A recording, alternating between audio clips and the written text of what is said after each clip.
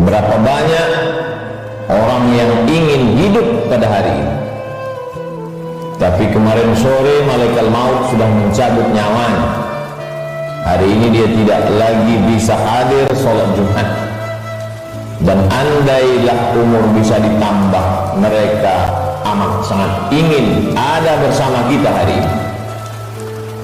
Berapa banyak pula orang yang hari ini, jam ini sehat walafiat, tapi ada yang dicabut Allah dari dalam badannya. Ruhnya masih bersemayam dalam jasad, tapi yang dicabut adalah nikmat iman dan Islam. Tak ada lagi rasa takutnya kepada Allah, sehingga meninggalkan sholat Jumat ringan saja, seperti meninggalkan sendal di tepi jalan. Tak ada sedikit pun khawatirnya terkena azab kubur, tak ada takutnya pada azab neraka. Laknat yang paling mengerikan bukan miskin, laknat yang paling menakutkan bukan sakit. Laknat adalah ketika tak ada rasa takut dalam hati. Maka ketika masih ada rasa cemas, rasa takut, bersyukurlah, berarti masih ada benih-benih iman dan Islam yang dipupuk, disiram dengan mendengarkan ceramah, tausiah, pengajian, khutbah, dan dia akan berbuah ketika dilaksanakan dalam bentuk amal saleh. Semakin zaman ini hebat, semakin canggih, maka rumah sakit semakin banyak, dokter-dokter spesialis lulusan luar negeri bertebaran seperti bintang di tengah langit. Tapi apakah umur manusia makin panjang? Tidak. Apakah penyakit makin hilang? Tidak. Dulu zaman datuk nenek kita, mereka umur 70 tahun masih tajam parang panjangnya untuk pergi ke sawah, ke hutan. Hari ini umur 40 tahun pergi ke rumah sakit, terkena diabetes, terkena asam urat, terlalu banyak daftar nama penyakit untuk disebutkan. Artinya apa? Kecanggihan teknologi tidak bisa menambah umur manusia. Kehebatan manusia dalam bidang multimedia telekomunikasi memang mempercepat hubungan, memang mempererat persaudaraan, tapi juga mempercepat kematian. Oleh sebab itu hidup manusia semakin singkat, hidup manusia semakin tidak bermakna. Cobalah kita renungkan berapa banyak saudara yang sebaya, yang seusia, satu sekolah, tetangga, kawan akrab, lebih muda dari kita, lebih sehat dari kita, lebih ganteng dari kita, tapi ternyata mereka tidak lagi bersama dengan kita. Lalu apa yang perlu kita siapkan?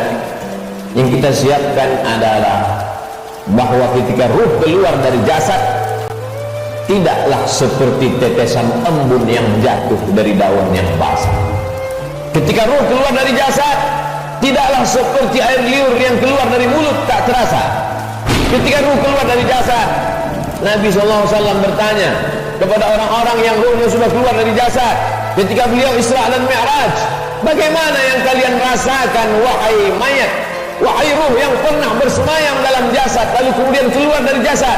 Mereka menjawab, seperti kambing yang dikuliti hidup-hidup. Mereka menjawab, seperti tebasan pedang di tempat yang sama diulang beratus kali.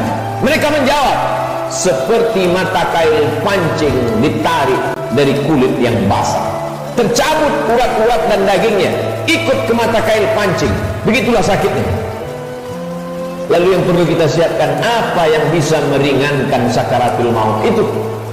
Di antara yang bisa meringankan sakaratul maut adalah shadaqatus sirri tadfa'u tatasu, sedekah menghilangkan mati su'ul khatimah. Selama ini kita diajarkan berdoa, Allahumma hawwin alaina fi sakaratil maut, ringankan kami waktu sakaratul maut ya Allah. Baik, doa bagus. Habis selesai salat meminta kepada Allah, Allahumma hawwin alaina fi sakaratil maut. Indah, cantik. Tapi ada yang lebih bagus lagi untuk supaya kita ringan waktu sakaratul maut, yaitu dengan cara bersedekah. Yang mewakafkan tanah masjid ini, yang mewakafkan semen, yang mewakafkan batu kosen, jendela, tak tahu kita siapa namanya, tapi dengan sedekahnya itu dia sudah memperingan sakaratul maut. Sampai hari ini orang yang mati itu tidak pernah hidup lagi untuk bercerita kepada kita. Mimpi pun tak dapat kita pesan. Bolak-balik kita minta untuk bermimpi dengan datuk, ayah, emak, tak dapat berjumpa dengan mereka. Andai pun berjumpa dalam mimpi, tak pula dapat kita membuat pertanyaan-pertanyaan yang sudah kita sediakan sebelum tidur. Satu-satunya cara hanya dengan menyebut, membaca, mengingat hadis-hadis Nabi Muhammad sallallahu alaihi wasallam. Dan itu adalah iman. Hari ini orang sedang krisis dengan iman. Dia tidak lagi percaya. Mana itu alam akhirat? Mana itu alam barzah? Mana itu roh? Aku tidak percaya kepada yang tak nampak. Aku tidak percaya kepada yang tidak terlihat. Yang aku percaya hanya yang bisa aku pegang dengan tangan, yang bisa aku rasa dengan lidah, yang aku tatap dengan mata, yang aku dengar dengan telinga. Begitu sombongnya manusia berkata, mana itu? Mana dia? Mana yang tidak nampak itu? Tapi ketika kematian datang, adakah yang bisa melihat kematian? Percaya mati, tak percaya pun mati. Percaya dan tak percaya, semuanya akan mati menghadap Allah Subhanahu wa ta'ala. Silakan tidak percaya. Mau menjadi kafir, silakan. Mau menjadi orang munafik, silakan. Mau menjadi Abu Jahal, Abu Lahab, silakan. Mau menjadi Qarun, Fir'aun, silakan. Fir'aun mati, Abu Jahal mati, Qarun pun mati. Semua yang tidak percaya mati, dan semua yang percaya menghadap Allah Subhanahu wa ta'ala. Kelak kita semua akan merasakan sakratul maut itu. Bila ada orang yang sudah meninggal dunia, jangan terlalu habis air mata diteteskan untuk mereka. Mengapa demikian? Karena mereka yang sudah mati itu merasakan tiga.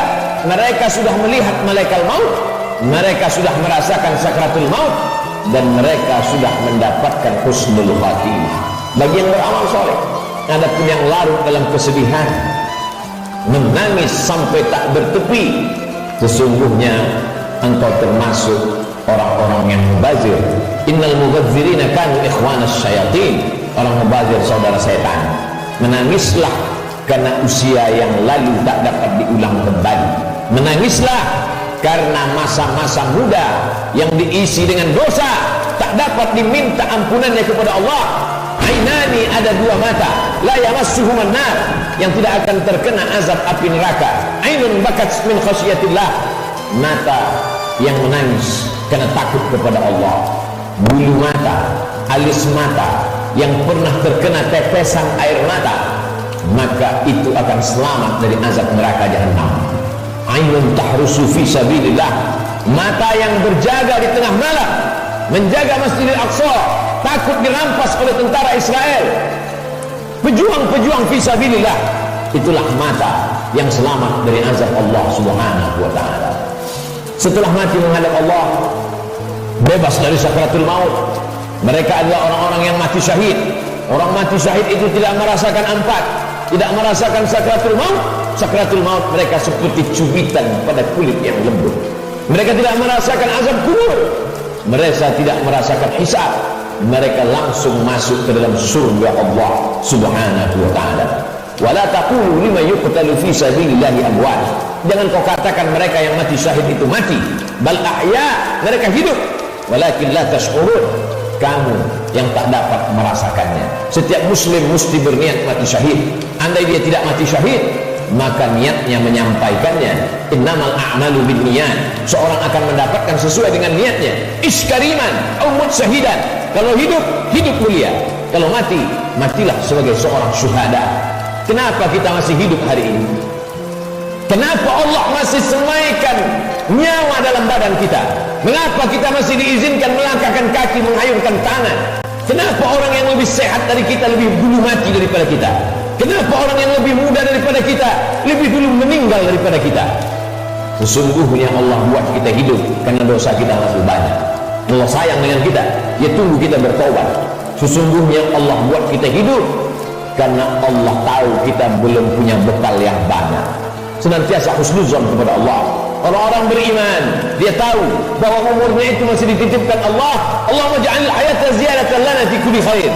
Kalau kau takdirkan aku masih hidup besok pagi, jadikan hidup besok pagi sebagai amal saleh. Waj'alil mauta rahatan lana min kulli syarr. Kalau kau takdirkan aku mati malam ini ya Allah, tidak terbangun lagi besok pagi, kematian itu pun kematian yang indah. karena husnul khatimah, karena selamat dari sakaratul maut. Dan yang paling penting, berhenti dari segala perbuatan dosa. Orang beriman tidak pernah bersedih. Umurnya panjang, amalnya bertambah. Umurnya pendek, dosanya berkurang. Orang beriman tidak pernah berduka cita. Kenapa? Karena dia ridha menerima ketetapan Allah subhanahu wa ta'ala. Lewat dari sakaratul maut, selesaikah kehidupan? Belum. Keliru orang yang berkata, mari kita hantar jenazah ini ke tempat peristirahatan yang terakhir. Istirahat kata siapa? Liang kubur sudah siap menjepit bagi mereka yang curang. Curang timbangan, curang sempadan tanah, curang sempadan batas kubur.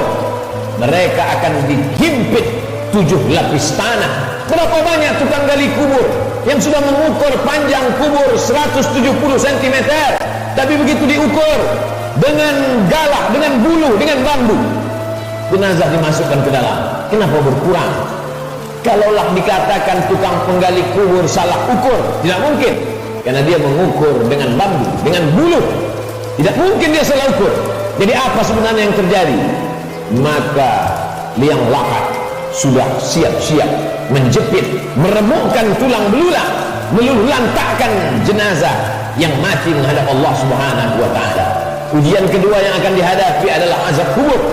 Maka setelah fil alamina innaka hamidum majid, orang solat beriman, muslim yang takut pada Allah, menambahkan doanya, Allahumma fir lima qaddamtu wa ma akhartu wa ma asrartu wa ma a'lantu wa ma asraftu wa ma anta a'lamu bihi minni antal muqaddimu wa antal muakhiru la ilaha illa anta subhanaka inni kuntu minadh dhalimin. Sebelum salam dia tambahkan 4, Allahumma inni a'udzubika min azabi jahannam wa min azabil qabri wa min fitnatil mahya wal mamat wa min syarri fitnatil masihid dajjal. Dia minta selamat dari azab kubur. Setiap kita yang melewati kubur dalam perjalanan panjang kami dari Pekanbaru ke pedalaman suku Talang Mama, lalu kemudian singgah sebentar di masjid rumah Allah pada hari Sayyidul Ayyam, akan kembali lagi melewati kubur.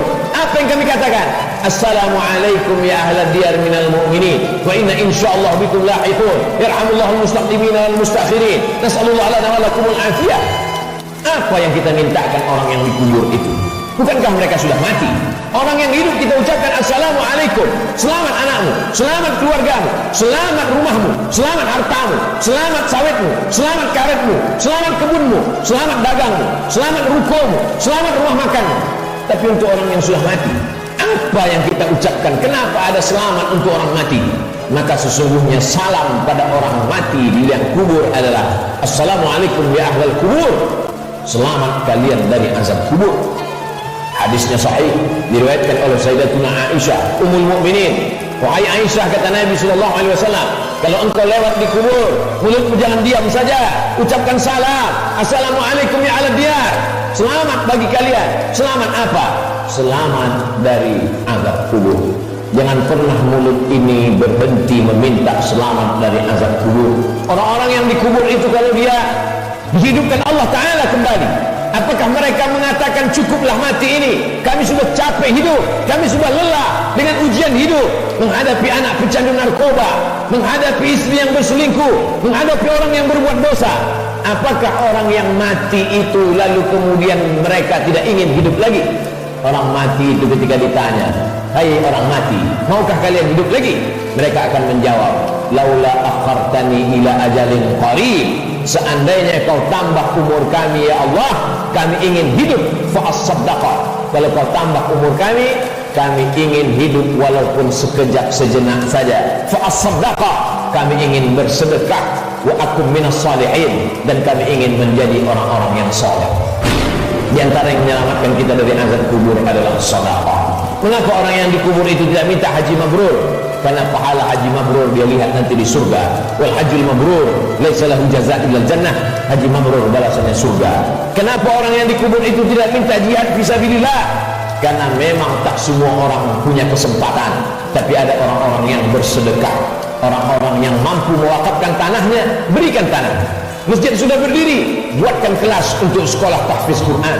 Bagi yang tidak sanggup berwakaf tanah, berikan sedekah 2-3 sak semen, batu kerikil, pasir, batu bata, besi. Itu semua akan menolong sampai hari kiamat. selama masjid ini masih ada orang sholat berjamaah, masih ada orang lagi membaca zikir, tasbih, tahmid, takbir, tahlil, mengalir lapang alam kubur, terang benderang alam barzah.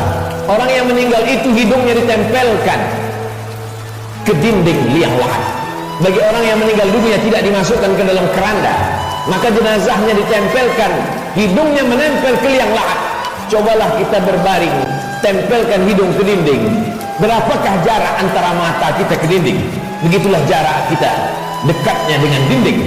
Pandang ke depan, pandang ke belakang, pandang ke atas, pandang ke bawah, tak ada yang bisa dipandang. Gelap gulita, tempat yang paling gelap, tempat yang paling sepi, tempat yang paling sunyi. Apa yang sudah kita persiapkan? Berapa banyak orang mempersiapkan hidup untuk kehidupan setelah pensiun? Berapa banyak orang mempersiapkan hidup setelah hidupnya tenang, dia akan siapkan untuk anaknya. Setelah anaknya tenang, dia siapkan untuk cucunya. Setelah cucunya tenang, dia siapkan lagi untuk generasi sampai hari kiamat. Tapi dia tak pernah berpikir berapa lama dia akan berada di alam barzakh, berapa lama dia akan berada di alam kubur.